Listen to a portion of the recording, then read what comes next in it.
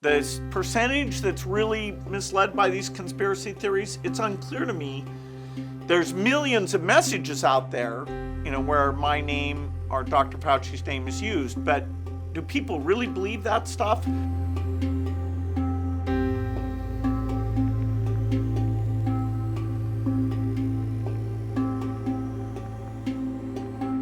Nobody would have predicted that I and Dr. Fauci would be so prominent in, really kind of evil theories about, did we create the pandemic? Are we trying to profit from it? And on and on. And so, I'm very surprised by that.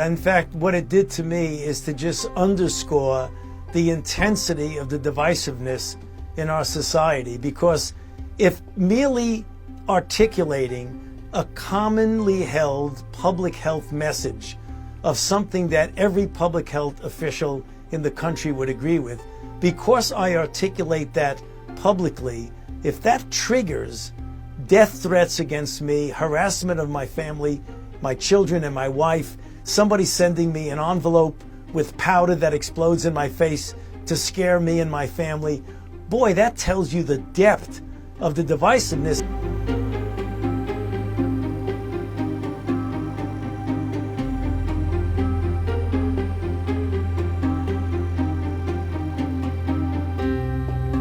We're going to have to get educated about this over the next year and understand, how does it change people's behavior?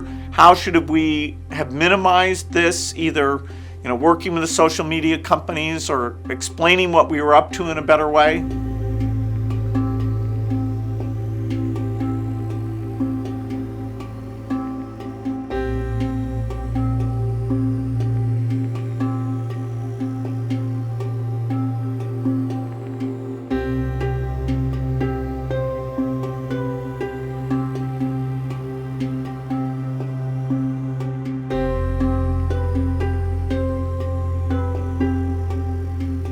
Well, definitely the presence of social media plus a pandemic is a combination that's never been tried before.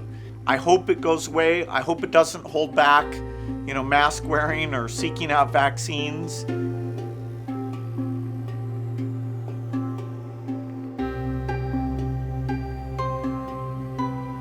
From the foundation's point of view, the fact that he took that rescission of the global vaccine money, which is super, super important. The fact he rejoined the WHO, the fact that he's appointed smart people, the fact that Dr. Fauci will not be suppressed. They'll take full advantage of Francis Collins and Dr. Fauci, who are wonderful people. In terms of the epidemic, it sometimes felt like they were the only sane people in the U.S. government. So this phase, even though it's a huge challenge, now we have people who are allowed to, share the truth, and we can draw on the depth of CDC capabilities.